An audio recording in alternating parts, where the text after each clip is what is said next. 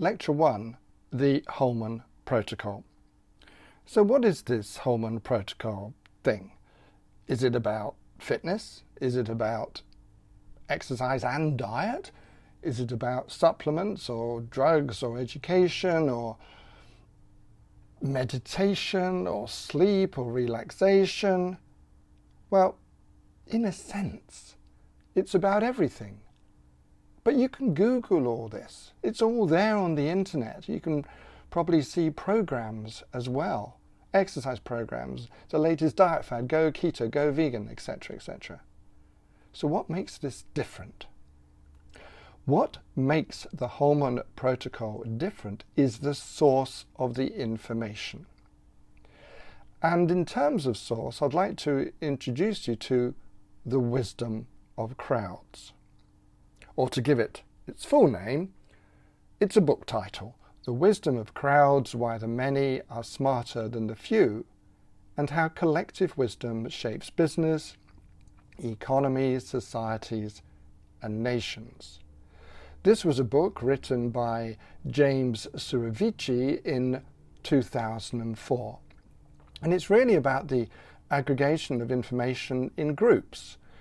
And it's this aggregation that results in decisions that are often better than could have been made by any single member of the group. I am slightly distracted by Brexit and the referendum and the outcome of various general elections in the UK and the USA, but I will move on anyway. So this book, The Wisdom of Crowds, presents quite a lot of case studies and anecdotes to illustrate the argument. And it looks at economics especially, because this is how collective wisdom shapes business, economies, societies, and nations. But it also looks at psychology. Well, if you combine psychology, business, and economics, you get behavioral economics or nudge economics. Now, the opening anecdote in the book, The Wisdom of Crowds, relates Francis Galton's surprise that the crowd at a county fair accurately guessed the weight of an ox when their individual guesses were averaged. The average was closer to the ox's true butchered weight than the estimates of most crowd members. The book relates to diverse collections of independently deciding individuals, rather than crowd psychology, as is traditionally understood. Its central thesis was that a diverse collection of independently deciding individuals is likely to make certain types of decisions and predictions better than individuals or even experts. And it draws many parallels with statistical sampling. Yes, but what's that got to do with the Holman Protocol? Please, bear with me. Now, this title, The Wisdom of Crowds, is really an allusion to Charles Mackay's Extraordinary Popular Delusions and the Madness of Crowds, which was published in 1841. One reviewer wrote, and I quote, "In the light of modern obsessions that have very wide interest and social impact, it is quite fascinating to look back at past examples and to do so from a point in time closer to the events than we are today. Nothing seems to change except maybe that Charles Mackay, writing at the time the British Victorian success story was still in its early period in terms of social advancement, is able to offer a more clinical analysis of most of the events of known history up to and including his own times than we seem able to find today. This should be compulsory reading, or at least most of its chapters should. One or two are a bit dated, but they still are relevant." Okay, so let's build on that a bit to help explain the Holman Protocol. Surovici breaks down the advantages he sees in disorganized decisions into three main types. This is in the book, The Wisdom of Crowds, Why the Many Are Smarter Than the Few, and How Collective Wisdom Shapes Business, Economies, Societies, and Nations. And These three main types he classifies as cognition, coordination, and cooperation. When we're talking about cognition, he is referring to thinking and information processing such as market judgment, which he argues can be much faster and more reliable and less subject to political forces than the deliberations of experts or even expert committees. In the coordination sector, he's talking about coordination of behaviour, and that involves optimizing the utilization of a popular bar and not colliding in moving traffic flows. The book is replete with examples from experimental economics, but this section relies more on naturally occurring experiments such as pedestrians optimizing the pavement flow or the extent of crowding in popular restaurants. He examines how common understanding, that's the key, common understanding within a culture allows accurate judgments, remarkably accurate, about specific reactions of other members of the culture. The third category, cooperation, is where he's talking about how groups of people can form networks of trust without a central system controlling their behaviour or directly enforcing their compliance. This particular section is especially pro-free market. Free market is without government intervention. So the demand and supply interact to, or the price mechanism interact to allocate goods and services. And if this is of particular interest to you, I'd just like to mention Egg Timer Economics 1, 2 and 3, which are paid courses, but also done by me, which you may care to look at on Udemy. Now, I should stress that not all crowds or groups are wise. Do I need to mention football clubs and supporters? I mean, for example, consider mobs or crazed investors in a stock market bubble. According to Surovici, these key criteria separate wise crowds from irrational ones. For example, diversity of opinion. Each person should have private information, even if it's just an eccentric interpretation of the known facts. So that does not mean all the people in the crowd agree. We want a diversity of opinion. Just like I suppose you get in an election. We have fringe parties as well as mainstream parties. We also have independent candidates. Second criteria is independence. People's opinions are not determined by the opinions of those around them. You may like to look up the Asch effect, ASCH, and that's where if you go into a room and if 12 people say a pen is blue, even though the pen is pink, and you bring in a 13th person, that 13th person may well say that the pen is blue. In other words, the impact of people's opinions on other people. Now, he stresses independence, where people's opinions are not determined by the opinions of those around them. The third criteria is decentralization. People are able to specialize and draw on local knowledge. This is particularly important when we talk about the Holman Protocol and how it all arose. That's very, very important, but I'll explain a bit more later. Fourth criteria is aggregation. Some mechanism exists for turning private judgments into a collective decision, like the electoral process, for example. Now, based on Surovici's book, Onias Kokonen captures the wisdom of crowds approach with the following 8 conjectures. And here I am quoting from his book. Number 1, it is possible to describe how people in a group think as a whole. Secondly, in some cases, groups are remarkably intelligent and are often smarter than the smartest people in them. That's the collective wisdom. The 3 conditions for a group to be intelligent are diversity, independence, and decentralization. So the same 3 conditions as before, and then you add on aggregation.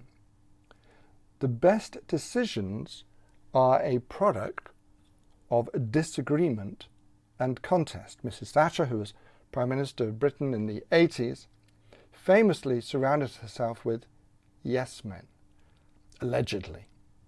You want a disagreement, and from that you get the best decision, although I'm not so sure about the current negotiations over Brexit, whether we're going to get the best result.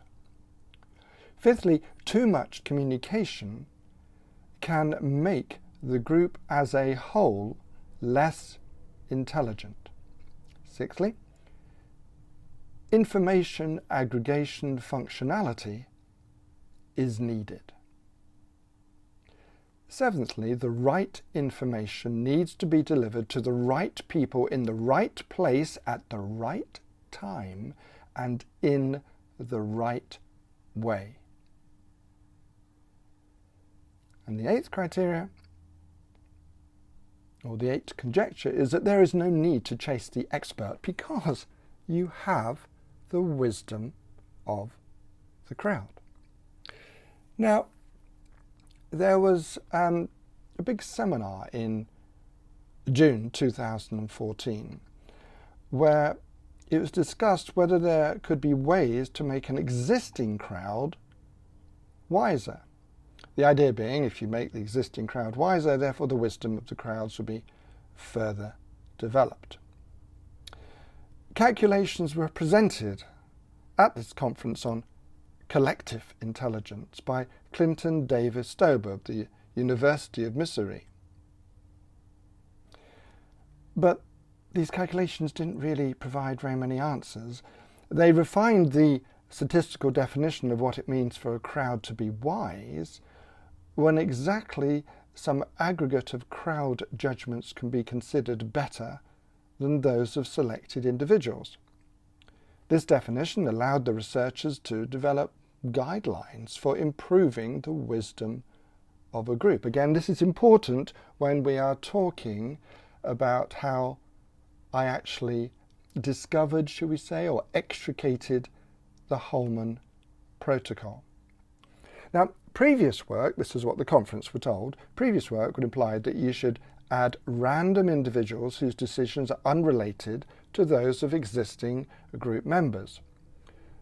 That would be good, but it is better to add individuals who aren't simply independent thinkers, but whose views are negatively correlated. That means as different as possible from the existing members. In other words, diversity trumps independence.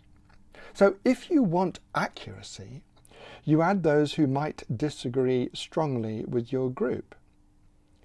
So in theory, managers and politicians would deliberately select contrarian candidates to join them. So what has all this got to do with the Holman Protocol? Wisdom of crowds, diversity of opinion, asking people's opinion, developing the interests and intelligence and competence of the group. Let me introduce you to the writings or thoughts of one Aristotle, or more precisely, his reference to eunoia. Eunoia? In rhetoric, eunoia is the goodwill a speaker cultivates between himself, herself, and his or her audience, a condition of receptivity. It comes from the Greek word euvoia, meaning well-mind or beautiful thinking. Beautiful thinking, Holman Protocol. Are we beginning to get there?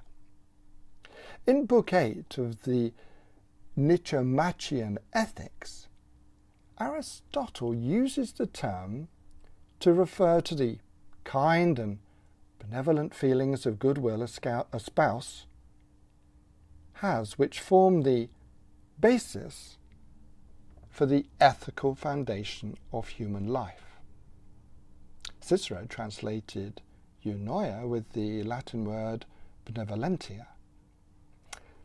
That brings me on to the Oxford School of Learning. This was a college or this is a college to be more precise. This is a college that I founded in 1986 in Oxford, UK. We very quickly hit the headlines because, first of all, we charged 50% less than any other tutorial college in Oxford. And secondly, we got a number of students through Business Studies A-Level, and by the way, I have Business Studies courses on Udemy, Business Studies A-Level in a matter of days or weeks, where schools and very expensive other colleges were taking 2 years. We saved people thousands. Didn't help us much, because obviously if you teach someone over 3 or 4 days, you don't earn very much. Certainly nowhere near what you'd earn if you taught them over 2 years.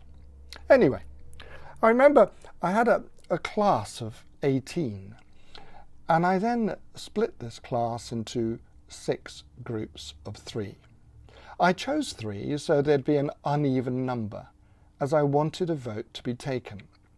3 is hardly a crowd, but initially I intended to pool the ideas and come up with a mass vote. The task was to find out what was important in life to the group. Indeed, to find the most important one word that should be concentrated on, aimed at, if one wanted life to be purposeful, to be happy. Now, I did say that to the group. We want you to find, or I want you to find one word that sums up what you want there to be in life, for life to be purposeful and to be happy. And so, not surprisingly, the first word that one group came up with was happiness. Now, there are certain psychological traits, the desire to control, to feel important, needed and wanted. And these traits, this desire to control, this desire to feel important, needed and wanted, can get in the way of our well-being. There are various areas that can affect our well-being, and these are within our control. For example, do not pursue happiness. It's a balancing act, but we need to prioritize rather than chase happiness. The difference is crucial. Many of us believe that it's important and rank it above being intelligent, making money, and in reality, we sacrifice happiness for other things.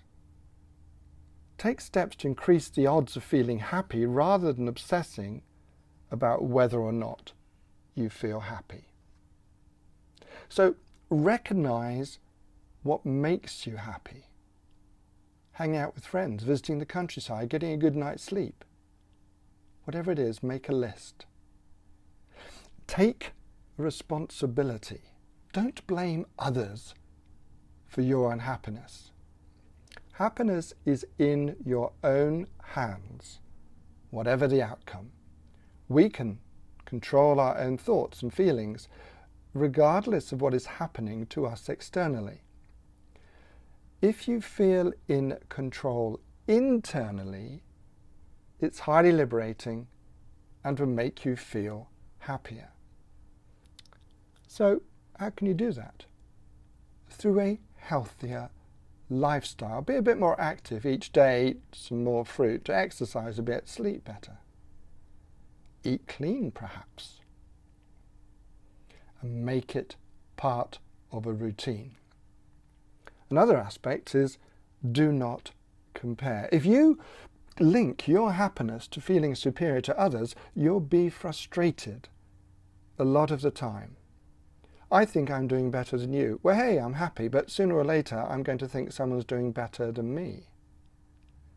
And then I will feel unhappy. Sooner or later, age will catch up. And I mentioned there's a free course on Udemy called Coping with Old Age. So comparisons can be tempting. We use these as a way to motivate ourselves. I'm going to be the best in the world, top of the class, most highly paid in the office. But in the end, goalposts change, and you can never win all the time. when you measure yourself against those around you, you'll be drawn to dwell on your own flaws. Be aware of this damaging trait. Be kinder to yourself. The less you compare, the happier you will be. Another aspect is to follow the flow. Most of us have experienced it. You kind of experience and you get totally absorbed, you lose track of time. Being in the moment also means lacking self-consciousness. When we are completely engaged, we don't care how well or poorly we're doing. What we love to do most is what will make us happiest. Look at what you're good at, particularly what you lose yourself in, whether it's writing, traveling, cooking or running. Make a list. Get into your routine. Also, we should trust strangers. The more we perceive we can trust people we don't know, the happier we will be. The happiest countries, communities, are those that feel they can trust the citizens around them. If you can't trust your taxi driver to give you the right change, or the postman to drop off your mail, you'll lose sleep and you won't be happy. It's one thing to trust friends and family, but having faith in strangers is an indication of how much you'll trust life in general. So start by being more open. Talk to one stranger each day in a shop or work. Focus on the positive aspect of talking to people you don't know, not the fear that you can't trust them. So don't pursue happiness. Take responsibility. Don't compare. Follow the flow and trust strangers. Now, there was an article by Gretchen Rubin, and she listed 10 ways to be happier. This is what she said. Don't start with profundities. Do let the sun go down on anger.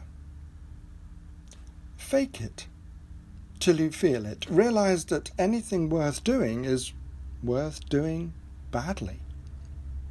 Don't treat the blues with a treat. Buy some happiness.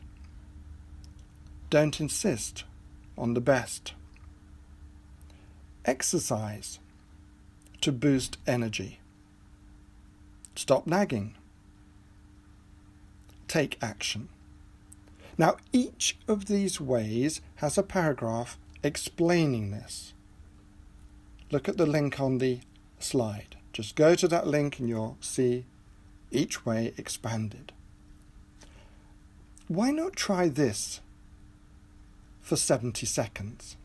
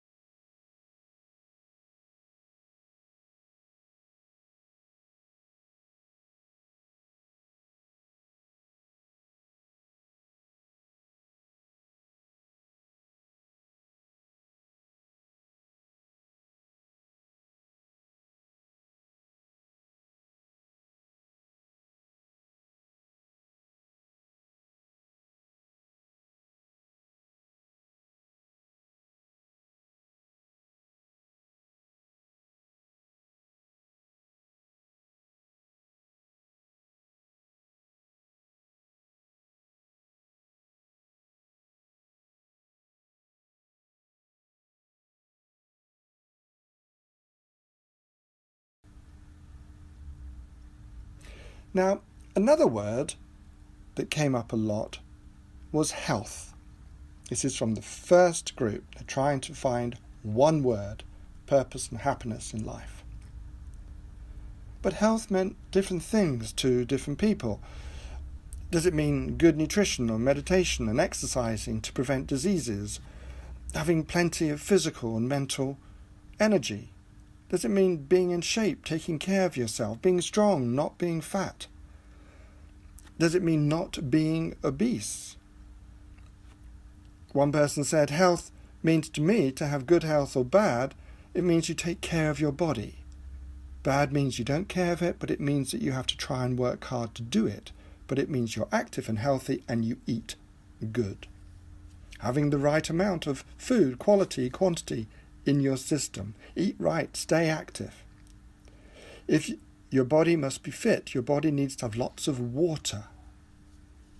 I like being active and doing sports, swimming, softball. Be alert with your body because your body is changing. And your metabolism, because as you get old, it slows down. Health to me is being active with family and friends. Good mental health is difficult to come by. It's about having a good balance of life, everything you love, what is good for you. Indulging in bad habits is bad for your health. Balance is necessary. Health to me means feeling good mentally and eating the right balance of food.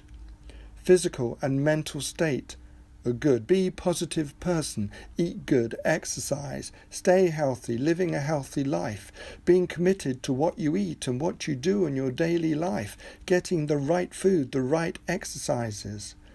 Health is life. Health means being active, staying healthy, going out for a jog, stopping bad habits, stopping eating fast food, stopping getting sick. Health is life to me because being healthy can affect your life in a lot of ways. If you don't do anything healthy at all, then you won't feel great when you get older. This is what the people in the group said. Now there's been a published paper about this. What is health?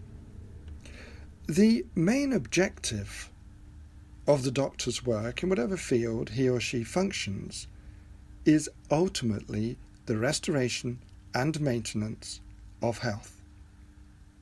But disease and health are slippery concepts. The difficulty of defining health was illustrated when the distinguished figures of the World Health Organization were asked to undertake this task in 1948. Their response was that health is a state of complete physical, mental and social well-being and not merely the absence of disease or infirmity. Now, a definition should define clearly the nature of a subject as it is or by what effect it has. That is, what it does. In addition, in the fields of science and medicine, it should indicate how the subject is produced and enable it to be measured. The World Health Organization definition did none of these things. It took a vague entity, health, and defined it in terms of another equally obscure concept, well-being. But it did point out that there's more to health than simply the absence of disease. So it's really a vague description. The waters remained as muddy as ever. The Oxford English Dictionary is no more precise. It offers a number of meanings, including soundness of body, that condition in which functions are duly discharged, spiritual, moral, or mental soundness, salvation, well-being, safety, and deliverance. In 1986, the World Health Organization further clarified that health is a resource for everyday life, not the objective of living. Health is a positive concept emphasizing social and personal resources as well as physical capacities. The World Health Organization suggests that the following factors may have a bigger impact on health than this. For example, where a person lives, the state of the surrounding environment, genetics, income, education level, relationships with friends and family. These can be summarized as the social and economic environment, which indicates how wealthy a family or community is, the physical environment, including parasites that exist in an area or pollution levels, the person's characteristics and behaviors, including the genes that a person is born with, and their lifestyle choices. So, I vowed to put these two words to the group as a whole. Wisdom of the crowds. Which of those two words would they choose? And I then moved on to the next group. The next group chose as their word, getting the best out of life, love. Now, let's consider this in a romantic context. In a romantic context, some essential characteristics that fit the description of a loving relationship include expressions of affection, both physical and emotional, a wish to offer pleasure and satisfaction to another, tenderness, compassion, and sensitivity to the needs of the other, a desire for shared activities and pursuits, an appropriate level of sharing of possessions, an ongoing, honest exchange of personal feelings, the process of offering concern, comfort, and outward assistance for the loved one's aspirations.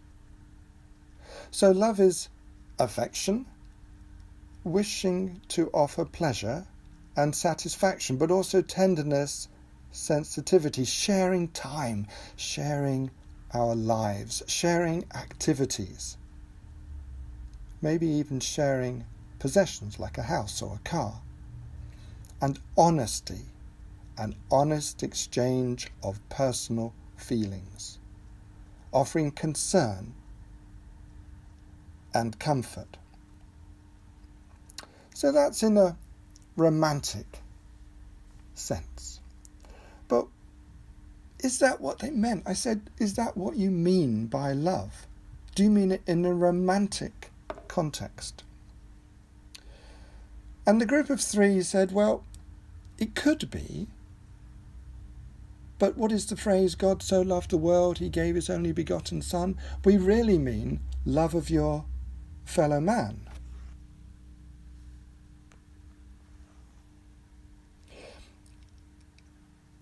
And the same thing is true regarding love for your fellow man. If you say to your child, I love you and I'm compassionate, but you don't listen to what that child has to say, or you don't go out of your way to help the child, or you pay no attention to the child's desires and wishes, you are not really showing love. You may feel the feeling of love, but somehow it doesn't translate.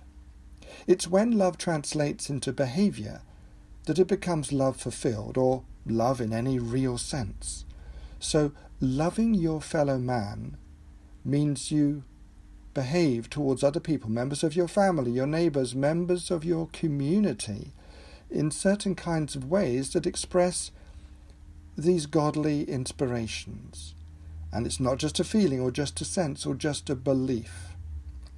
So, the rabbi concluded, Judaism translates ultimately less into a system of belief than a system of behaviour. And you get the appropriate behaviour through these four pathways? Through your apprehension of God, the rabbi responded. So, the religious view. And though I have the gift of prophecy, and understanding all mysteries and all knowledge, and though I have all faith, so that I could remove mountains, and have not love, I am nothing. Love never faileth. 1 Corinthians 13:2-8. In Matthew 22:36-39, a lawyer challenges Jesus, asking him, Teacher, which is the great commandment in the law? Jesus answers him, saying, You shall love the Lord your God with all your heart, and with all your soul, and with all your mind. This is the great and first commandment. And the second is like it, you shall love your neighbour as yourself. Now, for Jesus, to love your neighbour as you love yourself was to practice justice towards your fellow human beings. Live generously towards the poor and alien. Do not steal from anyone. Do not be deceptive in dealing with people. Do not swear in God's name. Do not oppress, rob, or exploit the poor by paying unfair wages. Do not curse the deaf or put a stumbling block before the blind. Do not be partial to the poor or show favour to the great, but judge honestly. Do not commit financial fraud. The word slander in Hebrew is rakhil, and it may be related to the term rokheleth, meaning merchant. Do not hate your brother. Do not seek revenge or hold a grudge, but extend forgiveness. Okay, so we've got Judaism, Christianity, love your fellow man. What about Islam? Many people ask, how can we live together in peace? What must be done for us to be happy with one another? And how many other questions must we ask? Every person on the planet would have a say in this. No one person could possibly answer this question alone. We are all in this together, and we are all just about the same. We all live with one another. We all sleep, eat, drink. We all have families that need us. We are all made the same way. We have the same basic makeup. We all need, want, and feel. We all frown, cry, smile, laugh, hate, love. Are we really so different? But we all come from different cultures. We worship different, talk different, dress different, judge different, and are taught different. But we are all still human. We all still come from the same place, and we have the same destination. The root of most violence, hate, and difference lies in one word: ignorance. So far we've got health or happiness and love. Love for your fellow man. So I moved on to the next group. Now this group had narrowed their choice down to 6. Consideration, honesty, I assume honesty with one another, but also in business dealings and government dealings. With consideration, I assume consideration for each other, but also for the environment. Love, meditation, money, success.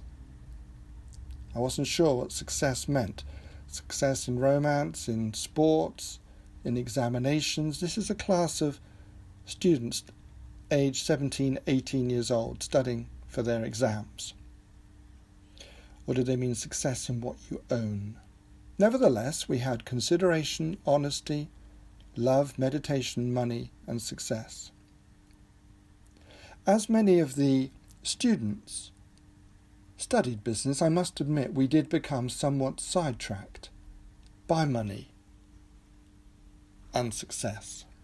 How to increase money, how to increase your earnings. For example, you could earn more by carrying advertising slogans on t-shirts, on caps, on umbrellas as you walk along the street. You could rent out your parking space, the front of your house. You could rent out rooms in your house. You could take on part-time jobs. You could act as an agency. Try putting passive income into Google and see what you come up with. Look at many of these courses on Udemy. They earn money. There are lots of different ways. If you go to, say, Google and put in 100 ideas to make business or 10 ideas to make business in 2018 or to make a higher profit, many ideas will come up. But it's not just about thinking about ideas. It's putting them into action. But with money, isn't it what you do with the money that's important? If you want to increase your happiness levels, then be altruistic, help other people. This is one of the interesting findings of research in positive psychology. People tend to think of pleasure anyway. They think of the pleasure of eating an ice cream or going to the movies. But you're happy during the event, but half an hour later, are you still happy? Motivation, specifically intrinsic versus extrinsic motivation, is really what about the science of happiness is about. Extrinsic motivation is about the carrot and stick mentality, or rewards and punishment. Money is often the reward. There's something called psychological, psychic income. You're the top salesperson of the year, and so you get a new set of golf clubs with top salesperson of the year on the club. So every time you play golf, people know that you are the top salesperson. So it's not the golf clubs that are the motivator. It's the other people seeing that you were awarded that prize for being the top salesperson. Intrinsic motivation is about doing things because you love them. And it's based on autonomy, mastery, and purpose. Autonomy is having a choice over what you are doing, the people you are working with, or when you are working. Mastery is working on a challenge that is just outside your current skill level, causing you to level up, to complete it. Purpose is working on something of importance. Working for money isn't purpose. Working on things that better humanity or that will help your friends and family certainly are. So really, it's not money itself. It's what money can do. Buying somebody else the ice cream, buying somebody else the house, buying someone else the shared experience, buying a ticket to enable you to go and see somebody, to travel, to meet, to share. It's not money itself, but what it can do. I've changed my mindset by changing my definition of success. If you look at the Western definition of success, it is about how much financial and material wealth, power, control, or fame you have acquired. My definition of success is about how much I have contributed to humanity and the environment and animals. The vision I have is of a future where the necessities of life are available for free to everyone on the planet: food, water, shelter, electricity, transport, education, entertainment, health, care, and more. I rate my success by how much I am contributing to such a future. On the other hand, whoever said money cannot buy happiness simply didn't know where to go shopping. Bo Derek, an actress. The group also argued strongly for meditation. Remember, this is from consideration, honesty, love, meditation, money, and success. They argued for meditation not so much for the process, but what it can achieve in terms of peace of mind, oneness with all, and feeling towards self and towards others. Here are 5 easy tips for meditation. Be comfortable in a quiet place. Find a quiet place where you won't be disturbed. To get started, it doesn't matter whether you sit or lay down, as long as you are comfortable. You can sit cross-legged on the floor or on a chair. If you can sit erect, that's great. If not, it's just important to have your body in a somewhat stable position. Then have the palms of your hands face the sky. Secondly, become present. Become totally aware of your current surroundings. What do you hear? How does it feel to sit? Do you feel tension? Where are your thoughts? Thirdly, focus on your breath. As you take long and deep breaths, feel your breath move from your lungs and out through your nostrils or your throat. Breathing through your nostrils is better, though either will work. Your mind will wander, which is okay. Just try your best to be as focused as possible. Fourthly, feel your body. Once you're focused, take notice of your body and how each body part feels. Start with the toes and work your way up to your head. If your mind continues to wander, then bring your thoughts back to your breath. Breathe 5 to 10 times with full concentration on each breath. Take it a step further and hum Om as you breathe out. Fifthly, practice, practice, practice.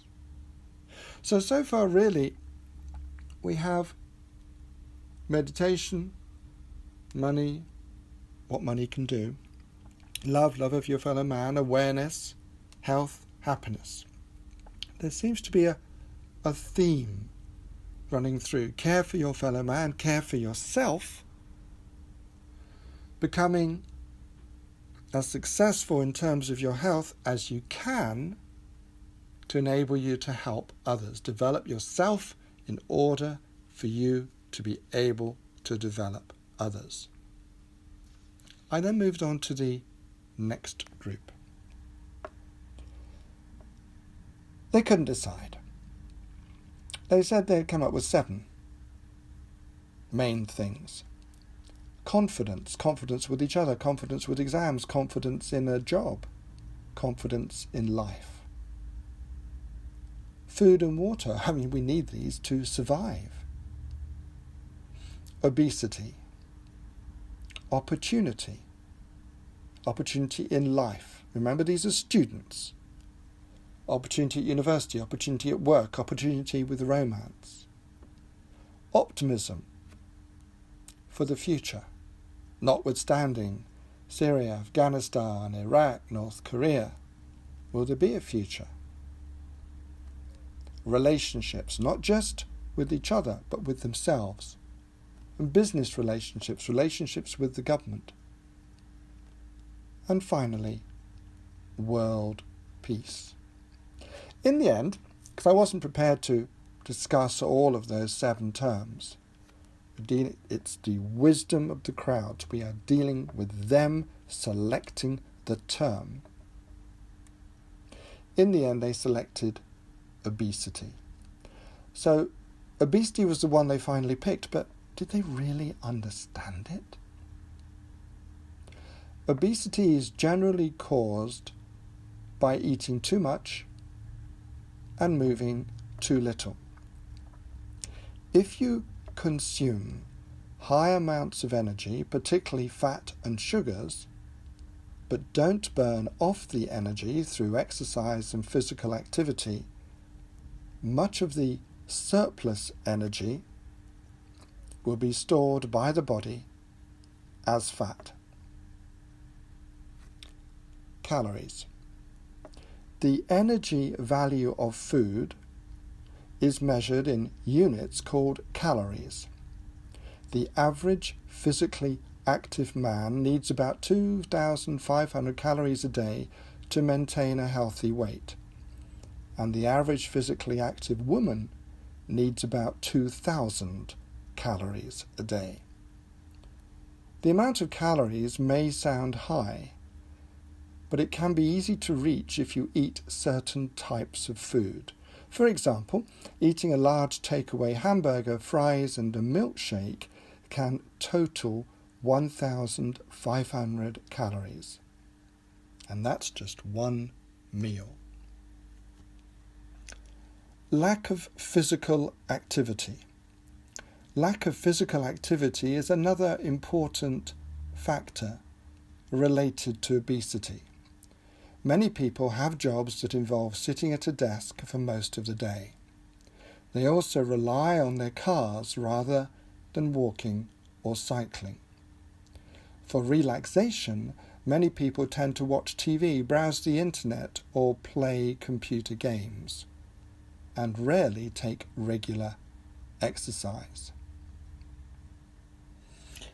Of course, another reason for obesity is genetics. I mean, some people say there's no point trying to lose weight because it runs in the family or it's in my genes.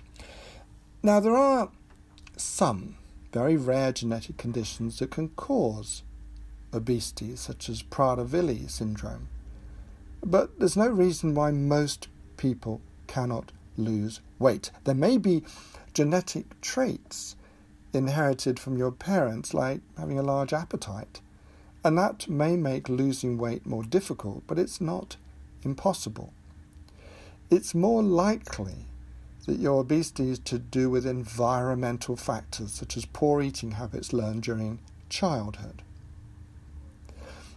There's also medical reasons why people are obese, or medical reasons that contribute towards weight gain, like an underactive thyroid gland, where your thyroid gland doesn't produce enough hormones. There's Cushing's syndrome, which is a rare disorder that causes the overproduction of steroid hormones. However, if conditions such as these are diagnosed properly and treated properly, they should pose less of a barrier to weight loss. Certain medicines, which include some steroids, medications for epilepsy, diabetes, medications used to treat mental illness, including antidepressants, medicines for schizophrenia, these can contribute to weight gain. Also, of course, if you stop smoking, which everybody should, that may cause you to put on weight. So the group settled on obesity. So we've got health and happiness and love for your fellow man. We've got obesity. We've got money, or what money can buy, and perhaps meditation. I then moved on to the next group. That had no problem at all. They said food, water, that's what you need to survive. It's got to be good food, got to be clean water, therefore nutrition. Nutrition is the intake of food considered in relation to the body's dietary needs. Good nutrition, an adequate, well-balanced diet, combined with regular physical activity, is a cornerstone of good health. Poor nutrition can lead to reduced immunity, increased susceptibility to disease, impaired physical and mental development, and reduced productivity. Nutrition is a critical part of health and development. Better nutrition is related to improved infant, child, and maternal health, stronger immune systems, safer pregnancy and childbirth, lower risk of non-communicable diseases such as diabetes and cardiovascular disease, and longevity. Healthy children learn better. People with adequate nutrition are more productive.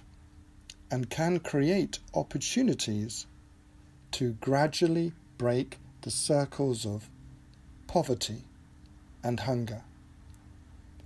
Malnutrition in every form presents significant threats to human health. Today the world faces a double burden of malnutrition that includes both undernutrition and overweight, especially in low and middle income countries. But there are mistakes. For example, not eating enough. The foundation of long-term fat loss is building muscle, but unless you're putting in enough fuel, you'll wither your arms as much as your waistline. Eschewing the fat. Eating fat does not make you fat. Put away nothing but boiled chicken breast and quinoa, but spend all day in your chair, and your collars will soon start feeling tighter. Eating big, late. Rushed mornings and last-minute lunch meetings mean most men eat most last. But piling more on your plate later in the day means that when you hit the sack there's a gut full of carb-loaded cottage pie you're not burning off. Cutting carbs completely. Realistically, you should probably be cutting back on carbs, especially if they're hand-cut and triple fried, but going totally carb-free is not only an agonizing endeavor, it also deprives your body of much-needed pre- and post-workout fuel. Going gluten, lactose, whatever, free. If you cannot process gluten or lactose, then steering clear is of course something your body will appreciate, as with the people you share a bathroom with. But if your shift away means you swap whole grain loaves for highly processed free-from options, don't expect to see any positive change in the scales. Men's Health, July 2016. Not getting enough fat in your diet is one of the most typical nutrition mistakes. There are two main reasons why people don't eat enough dietary fat. One reason is the idea that eating fat makes you become fat. Now, this isn't true. Studies show that low-carb diets result in better weight loss than low-fat diets. There's also a prevalent view you should limit fat, especially saturated, to protect our heart. But large-scale studies show no association between saturated fats and cardiovascular disease. Another problem area is that of supplements. Supplements should be useful for people dealing with certain medical conditions, but they should not replace real food. One of the most common dietary mistakes people make is to believe a synthetically produced vitamin is the same as a nutrient in a whole food. Now, our body doesn't treat some synthetic and natural vitamins in the same way. An example is vitamin B9. Natural and synthetic sources differ in both absorption rate and bioavailability. Furthermore, uptake of the synthetic form of folic acid cannot be regulated by the body in the same way as the natural version found in food can. There's also eating too much. Just because something is healthy doesn't mean we should eat huge amounts of it. If we look at plant foods, many contain anti-nutrients. These compounds help protect the plant by discouraging pests and insects from eating. Additionally, anti-nutrients can cause a variety of harm to our body, but the key point is that the dose makes the poison. A side of spinach with your meal? No problem. However, pulverizing a few pounds of raw green vegetables every day might not be the best option. And then there's the problem of sugar and processed carbohydrates. They're empty calories, but they're also metabolically harmful. Refined carbohydrates cause rapid spikes and drops in blood sugar levels. and they can lead to food cravings and binge eating. And they also increase the risk of type 2 diabetes and cardiovascular disease independently of weight gain and other risk factors. Short of energy? Think about lifestyle improvements. Don't just eat sugar. You can't outrun a bad diet. Maybe you can do in terms of weight, but you can't in terms of metabolic health. Contrary to what many people believe, being slim doesn't mean that someone is healthy on the inside. Being skinny fat is a common phenomenon. This situation refers to someone who is slim and healthy in appearance but broken inside. These metabolically obese individuals are very common and have a much higher chance of developing diseases like type 2 diabetes and cardiovascular disease. So burning the calories you consume may help you keep in shape, but it doesn't mean you'll be healthy. Exercise should be in addition to a healthy eating plan and not something to repair the damage of a bad diet. That group of 3 decided on nutrition. I then moved on to the next group. Their key word was awareness. The Buddhist term translated into English as mindfulness originates in the Pali term sati and in its Sanskrit counterpart smriti. According to Robert Schaaf, the meaning of these terms has been the topic of extensive debate and discussion. Smriti originally meant to remember or to recollect or to bear in mind, as in the Vedic tradition of remembering sacred texts. The term sati also means to remember. Schaaf further notes that this has little to do with bare attention, the popular contemporary interpretation of sati, since it entails, among other things, the proper discrimination of the moral valence of phenomena as they arise. Mindfulness provides the way to liberation, constantly watching sensory experience in order to prevent the arising of cravings which would power future experience into rebirths. So, awareness of our thoughts is like having the lights on while we think. We are still having the same thoughts, but with a continuous awareness of them. We're not totally owned by them because we can see them for what they are. We have more perspective. They come, they go, they're just thoughts. When the lights are off, it's very easy to get sucked into believing that our thoughts represent the absolute truth.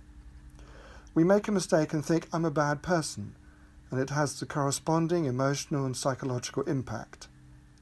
But with the lights on, we see the thought, and although we might notice that when we make a mistake we think I'm a bad person, that thought does not make it the truth.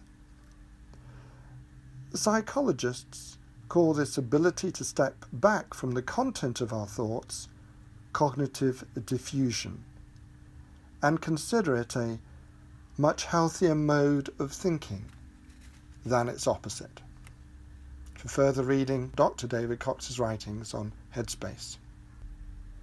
So, putting all these 6 groups together from the class of 18, we have happiness or health, love, money or meditation, obesity, or whatever that means, nutrition, and awareness. We wanted a way to try and remember these, sort of like a mnemonic. HLMONA. And we got a word. Holman. Perhaps there should be an implied W and an E after the L. Whole man. But then a girl in the group objected, so we just left it at Holman.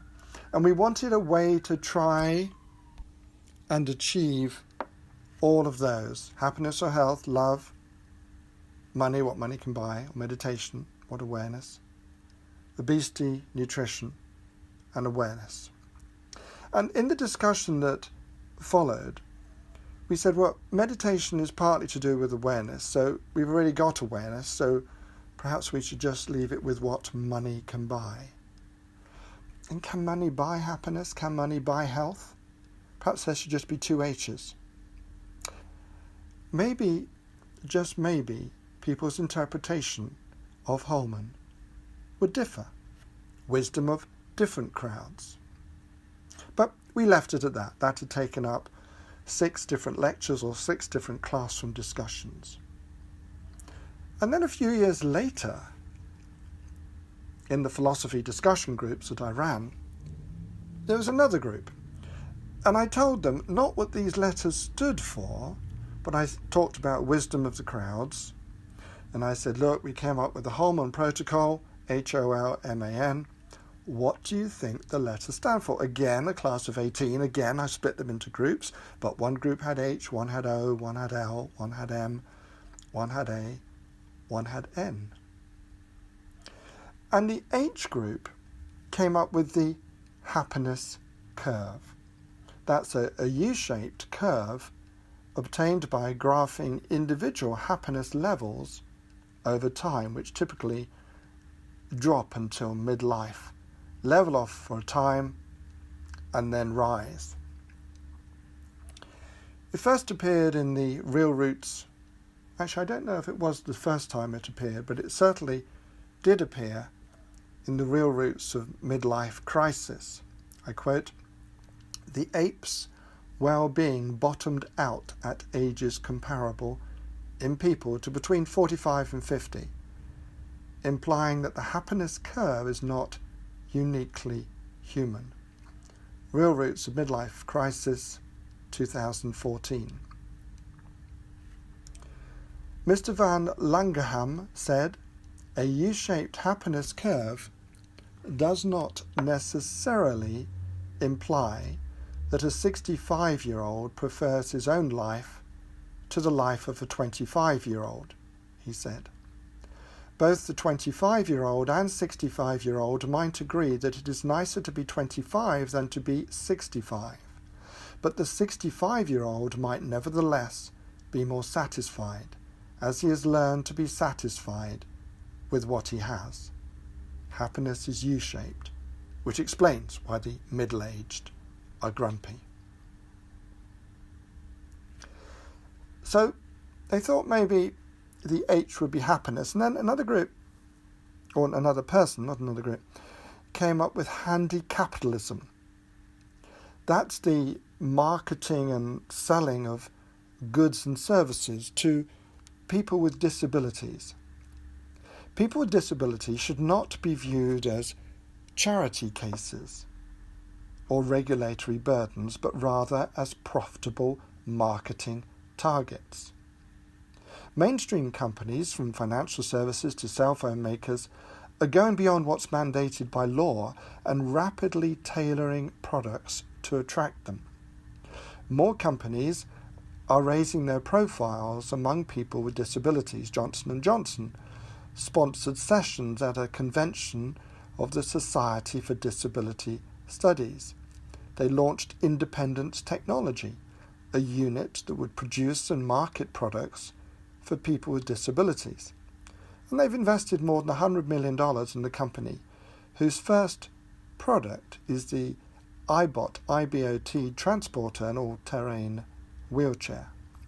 So, how much are disabled spectators worth to the industry? Insiders refer to the topic as handy capitalism, and some thinkers in the field are looking for the day when accommodation improvements are dictated by profit potential and not by law. The second group had the letter O. Remember, they did not know what the O stood for. The group a couple of years before had decided, wisdom of the crowds, that the O was obesity. This group decided the O stood for obesogenic or obesogenic. What that means is relating to a factor that causes or tends to cause obesity.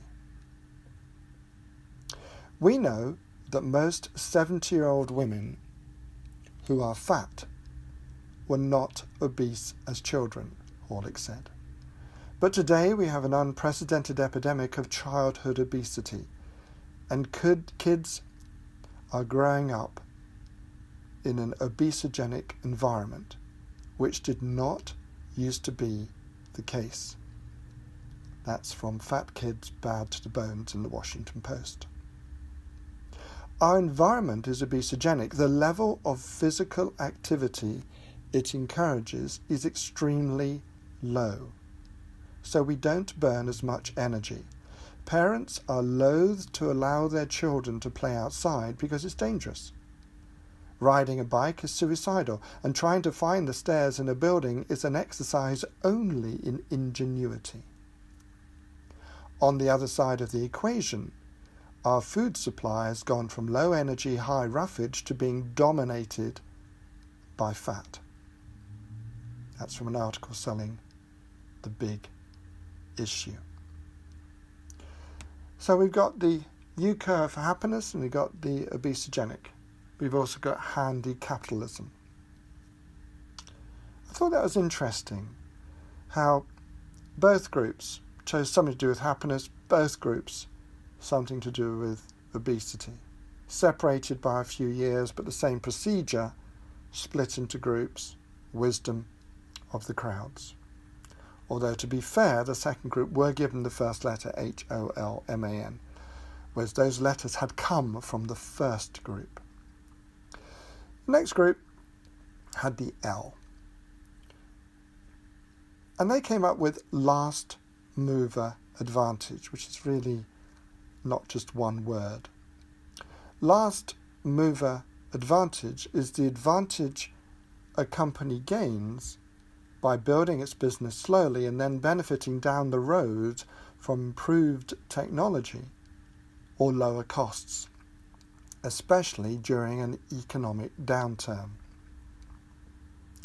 Broadcasters hope to present FCC with proposal by end of week to accelerate schedule for build out of network-owned digital TV or DTV facilities in top 10 markets, industry officials said. Accelerated schedule also would help offset last mover advantage, officials said. Stations that switch to DTV later probably would have advantage of lower equipment costs and more DTV sets in market when they launch. That's from 1997, networks discussing response to accelerated DTV schedule. So they decided in their group that the L, rather than standing for love or love of your fellow man, was last mover advantage. I moved on to the next group. They had the M. For them, the M stood for M-commerce, the processing of payments through a cell phone or handheld organizer. And they had this long list of all the things you could buy using your smartphone, what you could do with your smartphone in terms of transfer of funds, in terms of joining, for example, WhatsApp groups, in terms of financial forecasts. But they said specifically M-commerce, the processing of payments through a cell phone or handheld organizer. Vending machines are a favourite example among those peddling M-commerce concept. Rather than stand in front of a soda machine fishing for a dollar bill that is neither too faded nor too wrinkled, you may someday simply dial the phone number posted on the machine. That's from Will That Be Cash or Cell Phone, year 2000. The group also thought the M might stand for manscaping. That's the artful shaving and trimming of a man's body hair. Manscaping is really just the guy version of getting cleaned up. It means smelling good, keeping your parts in order, and making a good impression on others in addition to feeling good about yourself. I then moved on to the next group. They had the A. The A, they decided, stood for acquire hire. That's the purchase of a company for the skills and talents of its employees rather than for its products or other assets.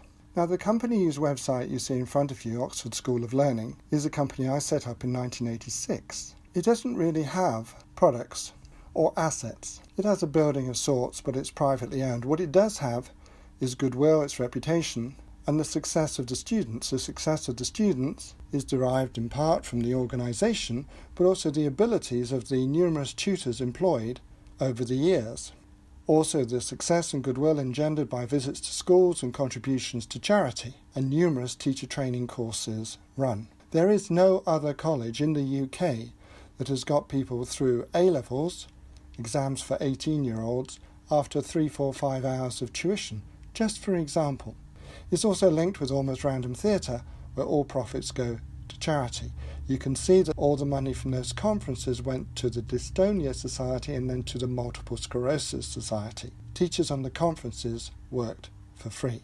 Now, an example of using acquire is as follows.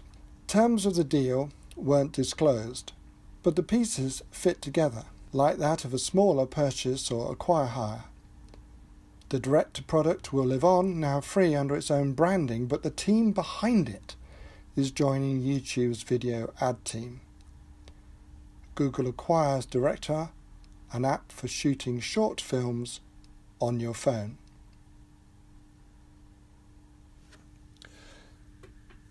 Now, let's look at the case of Apple. They've kept the stakes low in recent years. Several of the companies it has bought had as few as 1 or 2 people, like Snappy Labs, a one-man developer of a camera app. The founder, John Papandreopoulos, an electrical engineer, had developed an app to make the iPhone's camera take high-resolution photos at a faster frame rate than Apple's built-in camera software. Apple bought the company and made the developer a software engineer. The group also thought that A might stand for antidote, antidote to life such as acting, antidote to diseases, an antidote to fear or oppression. Attention, attention paid to you by others, attention paid by you to others, also attention to detail. They did have their examinations coming up quite soon. The A could also stand for attitude, towards one another, to our parents, to figures of authority, to teachers, to police, to doctors, to nurses, to mass labour, to government, by government, to other governments. Anticipate and asshole. I then moved on to the next group. They had the letter N. To them, N stood for nature, deficit, a disorder. Again, a phrase. A yearning for nature,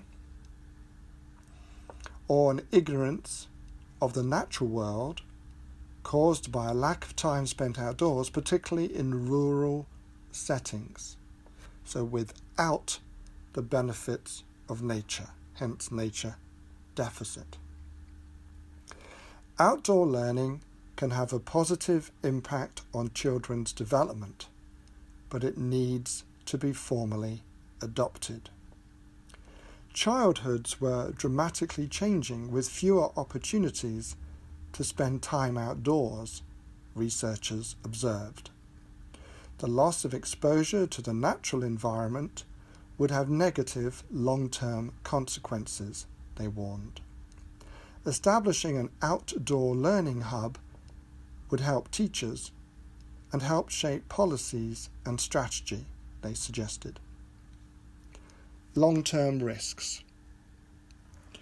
The report highlighted previous studies that showed that busier family lives combined with an increased sense of fear in society, children were having fewer opportunities to explore their surrounding natural environment. This was hampering children's social skills as well as risking stifling their long-term physical, emotional development and well-being. Therefore, it was important that schools did not overlook the opportunities that outdoor learning provided to bridge this gap. The report also proposed a framework for 21st century student outcomes that could be delivered through regular lessons in natural environments. The outcomes were grouped into 5 themes: a healthy and happy body and mind, a sociable, confident person, a self-directed and creative learner, an effective contributor, an active global citizen. Other words selected by the class included nocebo effect, an inert substance that causes harmful effects because the person taking the substance expects those effects. Nutritarian, a person who chooses foods based on their micronutrient content. Interesting, nutrition, nutritarian. Nutraceutical, a pill or other pharmaceutical product that has nutritional value, a food that has had its nutritional value enhanced by pharmaceuticals. So the second Holman group, having been told to use those letters, came up with some similar ideas, but for them, a few years later, these were the important words or themes for life. I decided to do some digging around the term Holman Protocol and found a paper concerning health data that, although widely and diligently collected, continued to be underutilized for research and evaluation in most countries. This protocol, this is what the paper is saying, this protocol aims to make these data more easily available to researchers by providing a controlled and secure mechanism that guarantees privacy protection. So it's to do with health data, the collection of data that's underutilized, and the protocol is to make this data more available by providing a controlled and secure mechanism that guarantees privacy protection. So gather the data from a variety of sources, make it available to others for the benefit of people's health. Rather similar to the Holman Protocol, don't you think? Look at a variety of sources, wisdom of the crowds. Bring it down to happiness and obesity and love for your fellow man. And then what money can buy. And awareness, nutrition, or as a later group found, last mover advantage. But the collection of data and then make it available to others. Oh, that paper that I was referencing, written by C.D. Holman. How is that for a coincidence? I also looked at the meaning of Holman as a family name. Holman, holy man, stemming from the old English words hol or hul, meaning holy, or dweller by a holly tree, dweller on an island, from Middle English holm, meaning holy or island. I even Googled Holman. Look at that, 7.4 million results. It seemed to me that the wisdom of the crowds, my students, had decided on what was the most important thing in their life, and these six things could be abbreviated to Holman.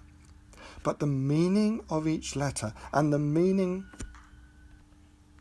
of that meaning would change according to the circumstances. What is good nutrition, for example? What is health? What is happiness? What is obesity? Just so the meaning changes, so do the ways in which to achieve that state will change. So really, the Holman Protocol approach is a kind thinking approach to achieve the things that are important in your life and those around you by considering a wide range of factors and then selecting the ones that are best suited. As I wrote in the earlier edition of my lifestyle manual available on Amazon, the Holman approach is to make the best of your life and that of others, and the two are mutually dependent. When I was trialling the Holman Protocol, a number of people wrote in who are following the Holman Protocol. This is what one person said. Life is getting too complicated. Whilst we focus on numbers and good and bad, cholesterol and fad diets, we are not living. It's usually the little things that count. A kind word, a compliment, a selfless act, doing something without seeking a reward. Turn over a new leaf, get fit, eat well, sleep well, and all will be well. That is someone I have no doubt fully agrees with the Holman Protocol. And that is what the Holman Protocol is all about. Taking information, variety of sources, tweaking it to your advantage that will then be to the benefit of others. The Holman Protocol is a term derived from the wisdom of crowds. Its exact meaning, not the process, its exact meaning differs from group to group as to what Holman stands for, but the procedure is the same. Is it a coincidence that someone called Holman wrote about the collection and dissemination of data? Is it a coincidence that the family name Holman, holy man, linked to holiness? Is it a coincidence that the groups thought about awareness and love for your fellow man? I leave the term, the Holman Protocol, with you.